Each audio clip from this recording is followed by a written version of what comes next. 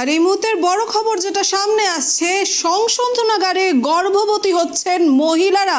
এ নিয়েই হাইকোর্টের রিপোর্ট তলব রাজ্যের কাছে। সংশোধনাগারে গর্ভবতী হচ্ছেন মহিলারা। পশ্চিমবঙ্গের সংশোধনাগারে গর্ভবতী হচ্ছেন মহিলারা। 196টি শিশুর জন্ম হয়েছে। 196টি শিশুর জন্ম হয়েছে পশ্চিমবঙ্গের সংশোধনাগারে। গত শুনানিতে রিপোর্ট দিয়েছিলেন আদালত বান্ধব তাপস ভঞ্জ। পাশাপাশি সংশোধনাগারে মৃত্যু হলেই বন্দীদের লাশ পাচারের অভিযোগ। আদালতের নির্দেশে ক্রিমিনাল বেঞ্চের মামলায় রাজ্যের সব সংশোধনাগারের তথ্য চেয়ে রাজ্যের কাছে রিপোর্ট তলব কলকাতা হাইকোর্টের বিচারপতি জয়মাল্য বাগচির। সব পক্ষকে নিয়ে রাজ্যকে দ্রুত বৈঠকে বসার নির্দেশ দিয়েছেন বিচারপতি। কিন্তু কেমন থাকেন সংশোধনাগারের বন্দীরা, কি ধরনের পরিষেবা পায় তারা, রাজ্যের কাছে জানতে চায় আদালত। এই ধরনের প্রশ্ন নিয়েই রিপোর্ট তলব হাইকোর্টের। সংশোধনাগারের মহিলারা গর্ভবতী হচ্ছেন, এই ঘটনায় স্তম্ভিত। স্বাভাবিকভাবেই আদালতও উত্তর জানতে 8ই মার্চ পর্যন্ত সময় বেঁধে দিল কলকাতা হাইকোর্ট। রাজ্যের কাছে রিপোর্ট তলব হাইকোর্টের। উত্তর জানার জন্য 8ই মার্চ পর্যন্ত সময়সীমা বেঁধে দেওয়া হলো কলকাতা হাইকোর্টের পক্ষ থেকে। পাশাপাশি প্রত্যেকটি থানায় একজন করে সাইবার বিষয়ে বিশেষজ্ঞ পুলিশ কর্মী রাখতে প্রস্তাব বিচারপতি রাজশেখর মান্থার। পশ্চিমবঙ্গের সংশোধনাগারে গর্ভবতী হচ্ছেন মহিলারা। এই খবর চাউর হতেই রাজ্যের কাছে রিপোর্ট তলব হাইকোর্টের। 196টি শিশুর জন্ম হয়েছে সংশোধনাগারে, এমনটাই রিপোর্ট। আর সেই রিপোর্ট সহ আদালত বান্ধব তাপস ভঞ্জন শুনানিতে দিয়েছিলেন। পাশাপাশি সংশোধনাগারে নাকি মৃত্যু হলেই বন্দীদের লাশ পাচারেরও অভিযোগ রয়েছে। আদালতের নির্দেশেই ক্রিমিনাল বেঞ্চের মামলায় রাজ্যের সব সংশোধনাগারের তথ্য চেয়ে রাজ্যের কাছে রিপোর্ট তলব করল কলকাতা হাইকোর্টের বিচারপতি জয়মাল্য বাগচি। এ বিষয়ে আমরা বিস্তারিত জানবো আমাদের প্রতিনিধি রিমিকের কাছ থেকে। রিমিক, যে প্রশ্নটা উঠছে, পশ্চিমবঙ্গের সংশোধনাগারে গর্ভবতী হচ্ছেন মহিলারা, এটা কি করে সম্ভব? সেখানে ট্রিটমেন্টের জন্য নিয়ে যাওয়া হয়, সেখানে গর্ভবতী হচ্ছেন কি করে মহিলারা? দেখো, সুপ্রিম কোর্টে একটি মামলা হয়েছিল, আপনি করেছিলেন। সেই মামলার প্রেক্ষিতে কিন্তু সুপ্রিম কোর্ট প্রত্যেক রাজ্যের হাইকোর্টকে বলেছিল স্বতঃপ্রণোদিতভাবে মামলা করে এই রাজ্যের সমস্ত কারাগারগুলোতে মহিলা বন্দীদের কি পরিস্থিতিতে রয়েছে সেটা খতিয়ে দেখছে। সেই হিসাবেই কিন্তু কলকাতা হাইকোর্ট অ্যামিকাস কিউরি অর্থাৎ আদালত বান্ধব হিসাবে আইনজীবী তাপস ভঞ্জকে নিয়োগ করেছিলেন। তিনি যে রিপোর্ট দিয়েছেন সেই রিপোর্টে যে রীতিমতো সেই বিষয়গুলিতে হাইকোর্টকে সেই রিপোর্টে বলা হয়েছে এই মুহূর্তে রাজ্যের বিভিন্ন সংশোধনাগারগুলিতে 196টি নবজাতক রয়েছে। এবং আরো যেটা গুরুতর অভিযোগ যেটা হচ্ছে তাদের যখন কোনো বন্দীকে ধরে নিয়ে আসা হয় তার আগে তার মেডিকেল টেস্ট হয়। সেই মেডিকেল টেস্ট করে লোকাল থানা, সেই মেডিকেল টেস্টের পর তাকে যখন নিয়ে আসা হয় সেই তারপরে কিন্তু তারা প্রেগনেন্ট হয়েছে বলে সেই রিপোর্টে বলা হয়েছে। সেই নিয়ে মামলার শুনানি হয়, আজকের শুনানি হয়। এবং সেখানে কিন্তু আদালত বান্ধব অ্যামিকাস কিউরি তাপস ভঞ্জ কিন্তু আরো গুরুতর অভিযোগ করেছেন যে মৃত্যু হলে কোন সংশোধনাগারে মৃত্যু হলে সেই বন্দীদের লাশ পর্যন্ত নাকি পাচার করে দেওয়া হয়।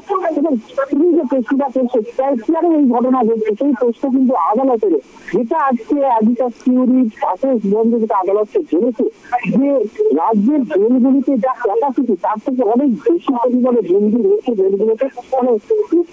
অত্যাধিক বন্দী হয়ে যাচ্ছে, ফলে মহিলাদের জন্য এবং পুরুষদের জন্য আলাদা সেল অনেক ক্ষেত্রে তারা সম্ভব হচ্ছে না। এবং আরো অভিযোগ করেছেন আজকে যেটা আদালত থেকে জানিয়েছেন যে যখন কোনো মহিলা বন্দীদের নিয়ে যাওয়া হয় জেলেতে, তখন সে পুরুষ বন্দীদের সামনে দিয়ে তাদের সেলে ভেতর দিয়ে তাদের নিয়ে যাওয়া হয়। এবং শুধু তাই নয়, যে জেলে বন্দীরা রয়েছেন তাদের মধ্যে ইউনিয়ন রয়েছে, তাদের ভোটাভুটি হয়। এবং সেই ইউনিয়ন লিডার যারা নির্বাচিত হন, মানে বন্দীদের মধ্যে ভোটাভুটি হয়, সেখান থেকে বন্দীদের মধ্যে ইউনিয়ন লিডার হবে, জেলের সেই সংবিধান আছে। সেই লিডাররা বিভিন্ন পার্টি করেন, সেই পার্টিতেও কিন্তু এই মহিলা বন্দীরা উপস্থিত থাকেন। এবং সেই ক্ষেত্রে পার্টির শেষে অনেক সময় তাদের মধ্যে শারীরিক সম্পর্ক এবং সেখান থেকেও অনেকে অন্তঃসত্ত্বা হয়ে পড়ছেন বলে আজকে কিন্তু অ্যামিকাস কিউরি তাপস ভঞ্জ আদালতকে বলেছেন। এবং পাশাপাশি তিনি যেটা বলেছেন, পাশাপাশি আজকে তাপস ভঞ্জ যেটা আদালতের কাছে দাবি করেছিল যে জেলে বন্দীকে নিয়ে আসার আগে, মহিলা বন্দীদের জেলে নিয়ে আসার আগে লোকাল থানায় যে মেডিকেল টেস্ট করে তাকে প্রেগনেন্সি পরীক্ষা বাধ্যতামূলক করা হোক। যদিও সেই দাবি আপাততভাবে খারিজ করে দিয়েছেন বিচারপতি জয়মাল্য বাগচি। তিনি বলেছেন সব মহিলাদের স্বাধীনতায় বা তাদের সম্মানিত হানি হবে, সেই কারণে আপাতত তিনি মেডিকেল টেস্টে জেলে নিয়ে আসার আগে বন্দীদের মেডিকেল টেস্টে ছিল প্রেগনেন্সি টেস্টের উপর তিনি এখন সেই নির্দেশ দিতে পারবেন। কিন্তু আজকে কিন্তু আদালত এবং বিচারপতি জয়মাল্য বাগচি তিনি কিন্তু রীতিমতো বিস্ময় প্রকাশ করেছেন যে যিনি বন্দীরা আসার পরে তারা কি করে অন্তঃসত্ত্বা হয়ে পড়েন এবং সেই নিয়ে তিনি রাজ্যকে এবং সমস্ত পক্ষকে যারা রয়েছে, যে সমস্ত দপ্তর রয়েছে, এপিডিআর থেকে কিন্তু অন্যান্য যে সমস্ত সংগঠন রয়েছে তাদের সবাই তিনি অতি দ্রুত একটি বৈঠক ডাকার নির্দেশ দিয়েছেন রাজ্যকে এবং সেই বৈঠকে কি কার কি বক্তব্য সেই সমস্ত বক্তব্য কিন্তু আদালতকে জমা দিতে হবে এবং তিনি ডেডলাইন বলে দিয়েছেন আগামী 8ই মার্চের মধ্যে তার সমস্ত সব পক্ষের বক্তব্য আদালতে জমা দিতে হবে হলফনামা আকারে।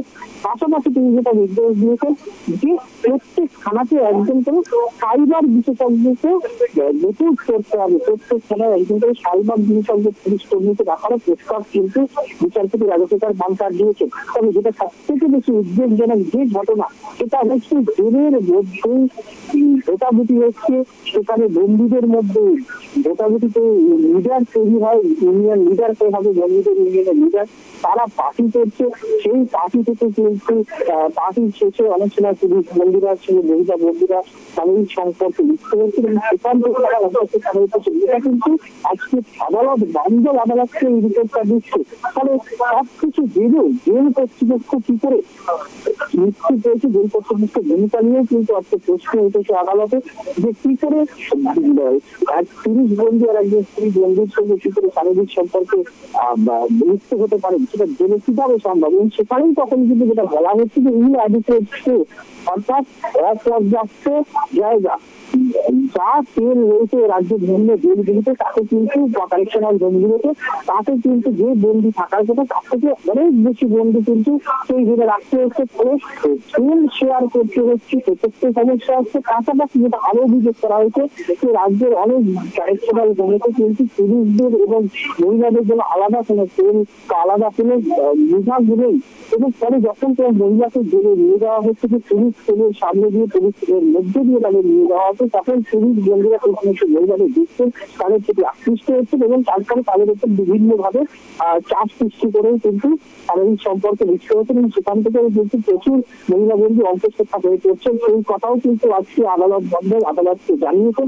পাশাপাশি এটা বলেছেন যে জেলেতে মহিলা বন্দীদের উপর দুর্বল অত্যাচার করা হয়, তাদেরকে বিভিন্ন ধরনের অপ্রীতিকর কাজ করানো হয় এবং সেক্ষেত্রে তারা জেল কর্তৃপক্ষ জড়িত রয়েছে বলে কিন্তু আজকে পরিবেশ বান্ধব তার রিপোর্টে কিন্তু আদালতকে জানিয়েছেন। যা শুনে কিন্তু রীতিমতো বিস্ময় প্রকাশ করেছেন বিচারপতি রাজশেখর মান্তার। তিনি রাজ্য থেকে দ্রুত মিটিং ডাকার নির্দেশ দিয়েছেন এবং প্রত্যেক পক্ষের বক্তব্য, রাজ্যের কি বক্তব্য, জেল কর্তৃপক্ষের কি বক্তব্য, অন্যান্য যে স্বেচ্ছাসেবী সংস্থা রয়েছে যারা কাজ করেন, যে এপিডিআর থেকে শুরু করে অন্যান্য কাছে তাদের কি বক্তব্য, পুলিশের কি বক্তব্য, সমস্ত বক্তব্য কিন্তু ডেডলাইন বলে দিয়েছেন 8ই মার্চের মধ্যে আদালতকে কিন্তু রাজ্যকে জমা দিতে হবে। তারপরে কিন্তু আদালত পরবর্তী পদক্ষেপ নেবে। দিশা, একেবারে ধন্যবাদ রিমিক, আপডেট নিতে থাকো এই বিষয়ে। আর এদিকে পশ্চিমবঙ্গের সংশোধনাগারে গর্ভবতী হচ্ছেন মহিলারা। এখনো অবধি 196টি শিশুর জন্ম হয়েছে। আর সংশোধনাগারে এই তথ্য শুনানিতে রিপোর্ট দিয়েছিলেন আদালত বান্ধব তাপস ভঞ্জ। পাশাপাশি সংশোধনাগারে মৃত্যু হলেই বন্দীদের লাশ পাচারের অভিযোগও উঠেছে। এই অভিযোগে আদালতের নির্দেশে ক্রিমিনাল বেঞ্চের মামলায় রাজ্যের সবকটি সংশোধনাগারের তথ্য চেয়ে রাজ্যের কাছে রিপোর্ট তলব করল কলকাতা হাইকোর্টের বিচারপতি জয়মাল্য বাগচি। সব পক্ষকেই নিয়ে রাজ্যকে দ্রুত বৈঠকে বসার নির্দেশ দিয়েছেন বিচারপতি। কেমন থাকেন সংশোধনাগারের বন্দীরা, কি পরিষেবা পায় তারা, রাজ্যের কাছে জানতে চায় আদালত। সংশোধনাগারের মহিলারা গর্ভবতী হচ্ছেন, এই ঘটনায় স্তম্ভিত আদালত। উত্তর জানতেই 8ই মার্চ পর্যন্ত সময়সীমা বেঁধে দিল কলকাতা হাইকোর্ট।